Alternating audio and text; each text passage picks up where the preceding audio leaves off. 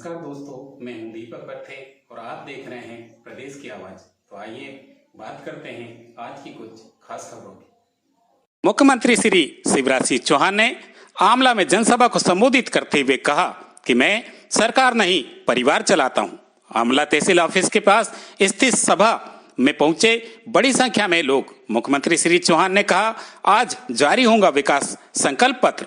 मध्य प्रदेश के बैतूल जिले के आमला पहुंचे मुख्यमंत्री श्री शिवराज सिंह चौहान ने कहा कि मैं सरकार नहीं परिवार चलाता हूं। उन्होंने कहा कि मैं बहनों को लाडली बहन से लखपति बहन बनाऊंगा, हर घर में एक व्यक्ति को रोजगार से जोड़ूंगा। मुझे अपने प्रदेश के पूरे परिवार के लोगों को सशक्त बनाना है। उन्होंने किसानों के लिए कहा कि किसानों को उन्नत कृषक बनाना है। इसके लिए शनिवार को संकल्प पत्र भी जारी किया जा रहा है। आपको बता दें कि ये बातें मुख्यमंत्री श्री शिवराज सिंह चौहान ने शनिवार को आमला सारनी विधानसभा के भाजपा प्रत्याशी डॉक्टर योगेश पंडागरे के पक्ष में आयोजित आम सभा को संबोधित करते हुए कही। उन्होंने कांग्रेस पर तीखे वार करते हुए कहा कि कांग्रेस रिश्तों की बारीकियां नहीं जानती, वह केवल राज करना जानती है। यही कारण है कि कांग्रेस की सरकार ने 1.25 साल में मेरी सारी योजनाएं बंद कर दी थी। ये सारी योजनाएं मैंने सरकार में आते ही शुरू करवा दी। उन्होंने कहा कि आमला सारनी के विकास के लिए पहली सीढ़ी डॉक्टर योगेश पंडागरे, इसलिए उन्हें भारी मतों से विजयश्री दिलाएं। मुख्यमंत्री श्री चौहान ने डॉक्टर योगेश पंडागरे को जिताने की अपील मंच से की। मंच पर आमला सारनी के भाजपा नेता मौजूद रहे तथा सभा में भारी संख्या में लोग उपस्थित रहे। आमला सारनी सहित प्रदेश को विकास से जोड़ने को लेकर मुख्यमंत्री श्री चौहान ने मंच से कहा। उन्होंने कहा कि प्रत्येक परिवार के एक व्यक्ति को रोजगार देकर सशक्त बनाया जाएगा। किसानों की फसलों पर उचित दाम दिया जाएगा। 25 से 30 गांव के बीच सीएम राइज स्कूल खोले जाएंगे। 21 वर्ष से अधिक की आयु की महिलाओं के खाते में लाडली बहन योजना की राशि डाली जाएंगी। जिन बहनों के नाम छूट गए हैं, पोर्टल खुलते ही उनके नाम जोड़े जाएंगे। बहनों को लखपति बहन बनाने के लिए योजना चलाई जाएंगी। स्व सहायता समूह के माध्यम से योजनाएं संचालित की जाएंगी। गैस सिलेंडर 450 रुपए में मिलेगा। गरीब परिवारों पर बिजली के भार के केवल 100 रुपए तक आएगा। योग्य बच्चों को मुफ्त शिक्षा की फीस उनका मामा भरेगा। जिनके मकान कच्चे हैं उन्हें सीएम लाडली बहना आवास योजना के तहत मकान बनवाकर दिए जाएंगे। जिनके पास घर की जमीन नहीं है उन्हें आवास योजना के तहत पट्टे देकर बसाया जाएगा। प्रदेश की आवाज के लिए दीपक बर्थे की रिपोर्ट। और बेटा बेटी के जन्म के बाद माँ को 12,000 देता था। वो लड़ुआ के 12,000 भी कमलनाथ और कांग्रेस ने छुड़ा लिए। बेटा बेटियों के लैपटॉप छुड़ा लिए, बेटा बेटियों की साइकिल छुड़ा ली। किसानों के ट्रांसफार्मर रखते थे अनुदान का, वो योजना बंद कर दी। अब किसान भाइयों मैंने फिर चालू कर दी, चिंता मत करता, अनुदान का फिर ट्रांसफार्मर। तीरथ दर्शन योजना बंद कर दी। मैं रेल से तीरथ ले जाता था, बंद। क्या बिगाड़ा था बुजुर्गों ने? अब रेल से नहीं, अब हवाई जहाज से भी तीरथ ले जा रहा हूं, चिंता मत करें। ये कांग्रेस योजना बंद करने वाली पार्टी है। ये बेईमान झूठी, इनके सहयोगी अखिलेश यादव कह रहे कांग्रेस तो चालू पार्टी है, चालू। उनको भी धोखा दिया। कोई ऐसा सगा नहीं कांग्रेस ने जिसको ठगा दिया। सबको ठगने वाली कांग्रेस। युद्ध चल रहा है दो नेताओं में अपने अपने बेटा को स्थापित करने के लिए, एक छिंदवाड़ा वाले, एक राघोगढ़ वाले। वो अपने बेटाओं को स्थापित करने में लगे, लेकिन मेरे तो बेटा बेटी करोड़ों हैं, मैं उनको स्थापित करने में लगा हूं, मेरे भांजे भांजियों को स्थापित करने में।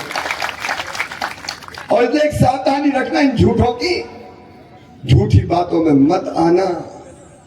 मेरी लाडली बहना ये आ गए तो ना लाडली रहेगी ना बहना रहेगी। सबसे पहले योजना में ताला डालेंगे। और इसलिए मैं आपसे निवेदन करने आया हूं, कांग्रेस के सत्ता में आने का रास्ता ही बंद कर दो। फाटक लगा के और ताला डाल दो कि कांग्रेस का प्रवेश हो ही नहीं सके।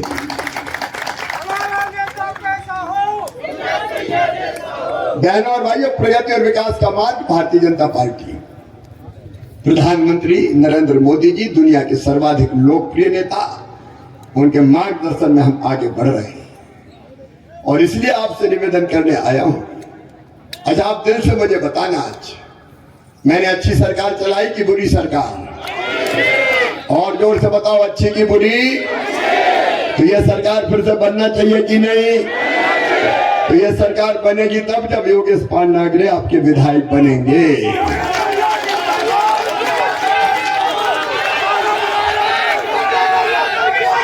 सरकार बनने का रास्ता यहां से जाता है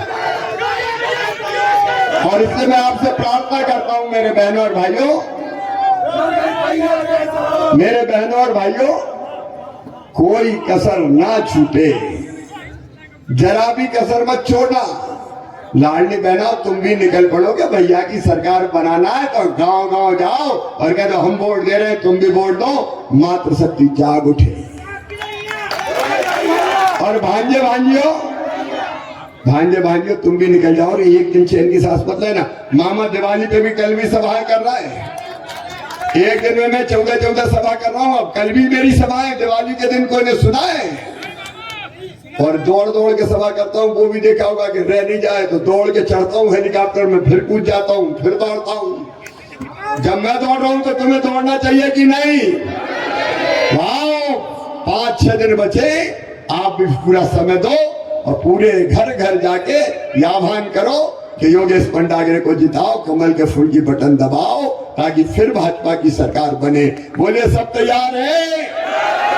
भारतीय जनता पार्टी को जिताएंगे, कमल के फूल की बटन दबाएंगे, पांडागरे जी को विधायक बनाएंगे, मोदी जी का साथ देंगे और मामा को आशीर्वाद देंगे। तो दोनों हाथ ऊपर उठा के आशीर्वाद दो ना। और आओ मेरे साथ सब संकल्प लो कि रिकॉर्ड वोटों से डॉक्टर योगेश पांडागरे को जिताएंगे, कमल के फूल की बटन दबाएंगे। ये संकल्प लेने के लिए उठाइए दोनों हाथ, बांधिए दोनों मुट्ठी और मेरे साथ बोलिए भारत माता की, भारत माता की। जीतने के बाद डॉक्टर साहब फिर आऊंगा और जो कहोगे विकास के काम करके जाऊंगा। बहुत बहुत शुभकामनाएं, आशीर्वाद, धन्यवाद। माननीय मुख्यमंत्री को सौगातें दी है माननीय मुख्यमंत्री जी के द्वारा, उसके लिए मुख्यमंत्री जी को बहुत बहुत धन्यवाद देता हूं। और साथ ही आप सभी से विनम्र अपील करता हूं कि भारतीय जनता पार्टी ने मुझे भारतीय जनता पार्टी का अधिकृत प्रत्याशी घोषित किया है। केंद्रीय संगठन को, माननीय मुख्यमंत्री जी को भी मैं उसका धन्यवाद देता हूं और जनता से अपील करता हूं कि एक बार भारतीय जनता पार्टी पर जिस तरह से आप लोगों ने विश्वास जताया है, उसी तरह से विश्वास जताते हुए प्रचंड मतों से भारतीय जनता पार्टी को विजयी बनाए, ताकि ऐसे महान और मुख्यमंत्री जी का इस प्रदेश को बरसों बरस नेतृत्व मिलता रहे और आमला की जनता की जो आशीर्वाद मिलेगा और कमल के फूल की जो माला बने इस प्रदेश में, उसमें एक फूल इस आमला क्षेत्र का भी हो। आप सभी से यही मैं विनम्र अपील करता हूं। और कांग्रेस शासनकाल में 15 महीने में उन्होंने जो अत्याचार इस आमला सारणी क्षेत्र पर किए थे, वो सबक सिखाने का भी मौका है। एक सिंगल रोड नहीं दी, एक सिंगल बैराज नहीं दिया, इस क्षेत्र से भेदभाव किया था। और आज अगर वो वोट मांगने आते हैं तो ये पूछने की भी आवश्यकता है कि आप किस मुंह से वोट मांग रहे हैं, क्या काम किए थे आपने 15 महीने की सरकार में, उसका जवाब भी हमको मांगना आवश्यक है। और साथ ही आप सभी का बहुत बहुत धन्यवाद और आप सभी से मेरी अपील है कि प्रचंड मतों से भारतीय जनता पार्टी को विजय बनाए। जय हिंद, जय भारत।